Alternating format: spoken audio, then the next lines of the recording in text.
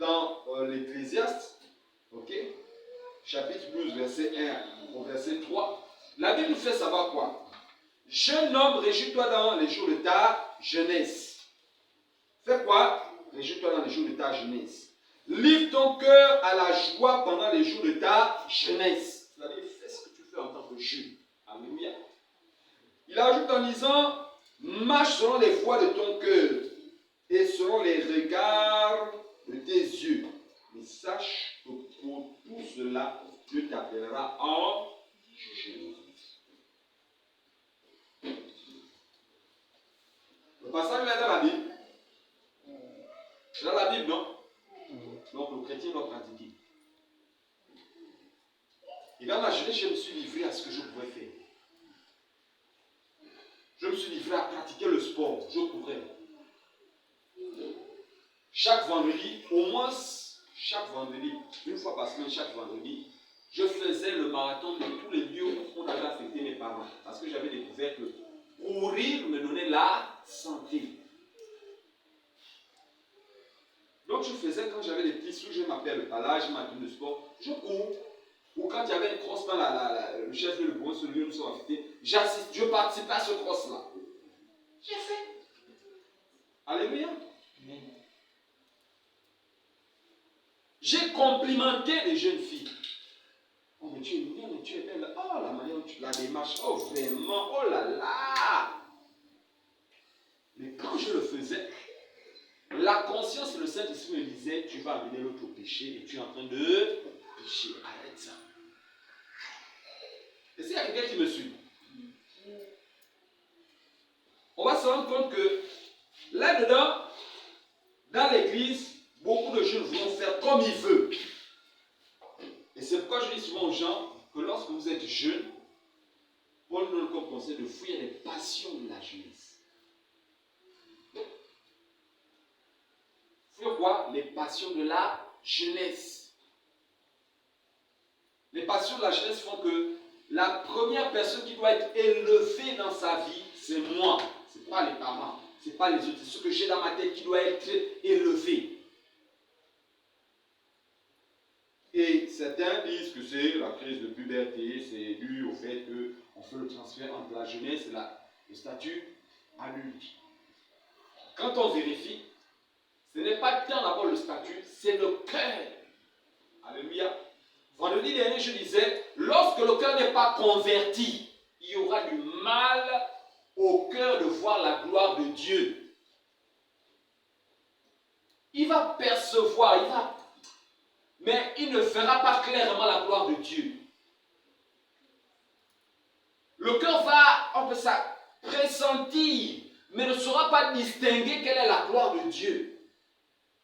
Et le texte qu'on prenait, je disais, on dit de gloire en gloire, comme contemplant par un miroir. C'est pour dire quoi? De gloire en gloire, comme étant en train de regarder au moins quelque chose, mais qui est quotidiennement lié à nous. Lorsque tu es chrétien, lorsque tu es enfant de Dieu, lorsque tu sais que ton cœur et ta vie ne t'appartiennent plus, comme disait Jésus, que tu as renoncé pour le suivre, il y a une chose que tu veux toujours savoir, c'est qu'est-ce que Dieu pense de moi et qu'est-ce que Dieu veut de moi. Alléluia. J'étais avec ma fille Elroy, j'ai croisé une amie avec qui nous avons l'habitude de travailler quelque part.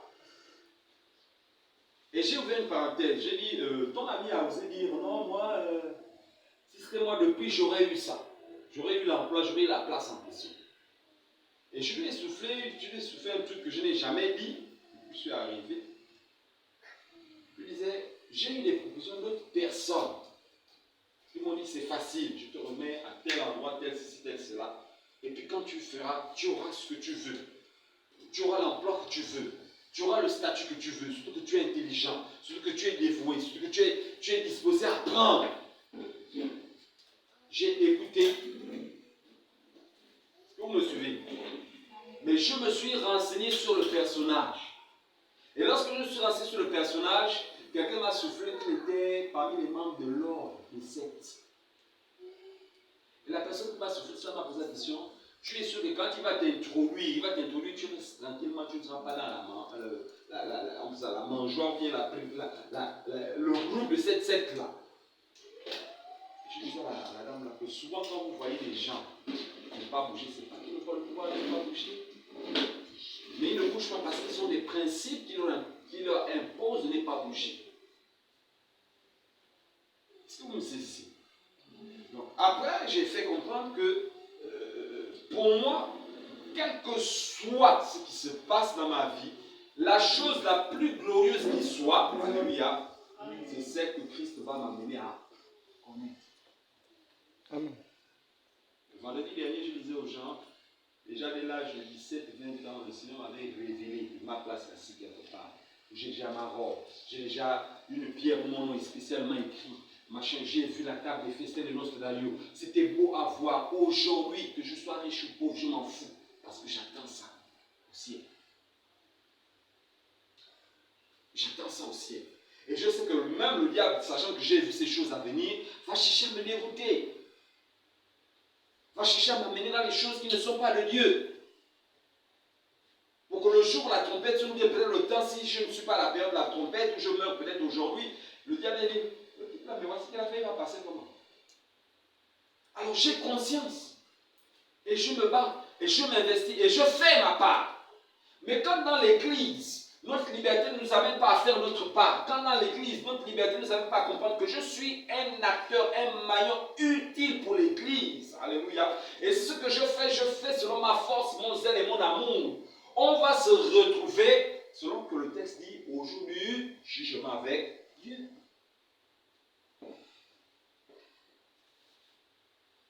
Alléluia. Amen.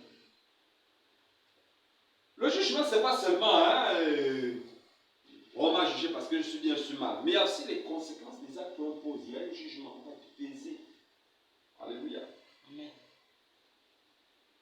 On dit même au jeu,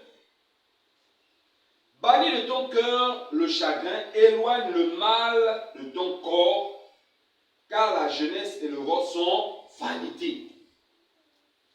Donc là, c'est une orientation qu'on donne à la jeunesse. C'est une orientation qu'on donne aux chrétiens. Bannis quoi de ton corps le chagrin. Le chagrin, c'est quoi? La tristesse. Enlève ça de ton corps.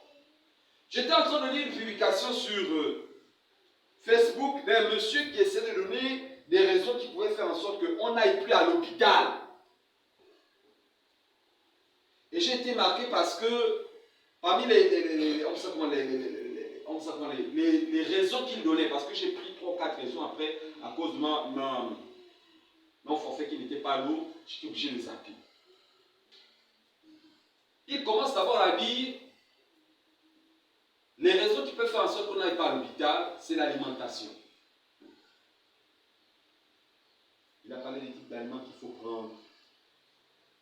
Si vous avez déjà vu que l'aliment a dormi combien de jours, ne prenez pas parce que ça va faire des gaz dans le ventre, etc. Ou bien quand tu te rends compte que